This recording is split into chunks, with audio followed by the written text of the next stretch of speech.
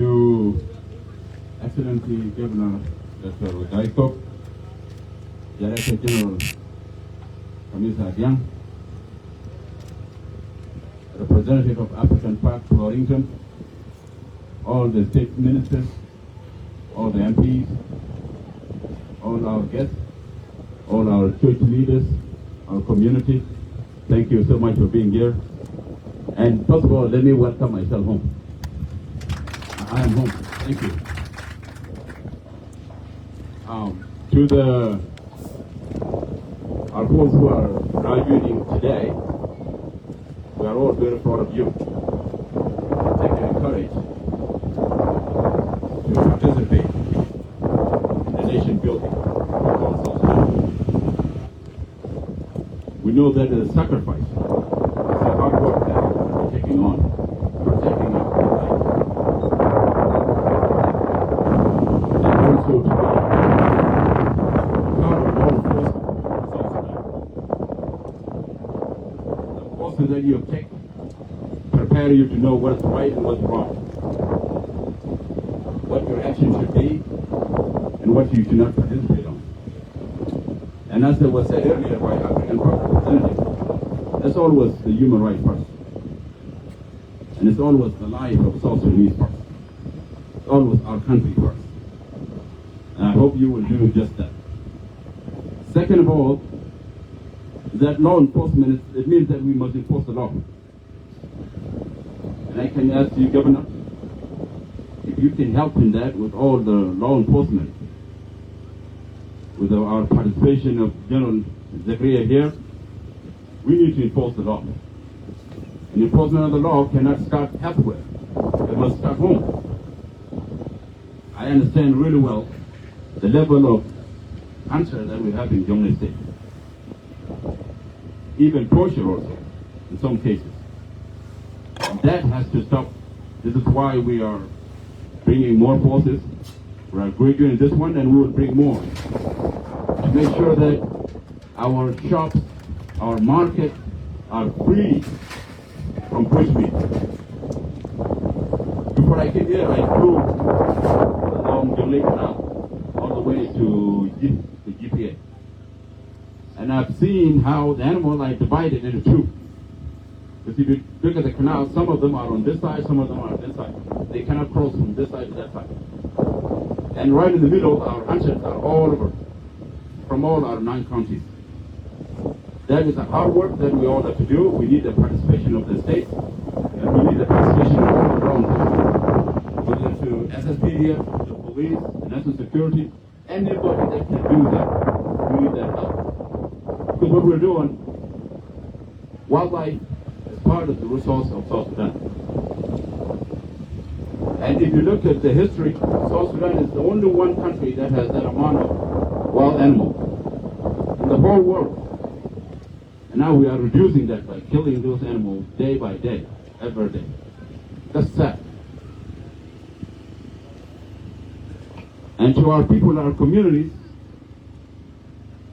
I know that we were not introduced, as it was said by the governor, that when we were together with Sudan, wildlife was not prioritized. So we were not introduced to the benefits of wildlife. But now we are starting it. As we are on our own, as the Republic of South Sudan, we want to do better. And these are part of the reasons that took us to war with the government of Sudan. That we need to be by ourselves, we need to do our own things, we need to implement our own laws, we need to respect our land, and we need to build our nation. This is what we're doing. This is what we're starting to do. Thank you. Thank you so much. Thank you. Thank you. So, to our citizens, thank you. To our citizens, today is a new beginning of law enforcement. In our bushes, if you are a hunter, or you're somebody who would like to go to the bush and kill animals, we're here to enforce the law. If you're a guy with a gun, there'll be a ranger with a gun that will be in front of you. I mean it, we must enforce the law. The laws of South Sudan must be respected, not by foreigners, but by us. And when we violate the law, what the law says is that the law must be enforced. It's simple. And so if you are in any of our communities in Jonglei states, you help us in sending this message out. Let's spread the awareness that from today, the rangers are going to be in our bushes. They're going to be in our forests. And if you're there to kill the animal, the Lord will rain on you. And tomorrow when that happens, you don't want to hear any complaint that we violated anybody's right. We're telling you now that it's not okay.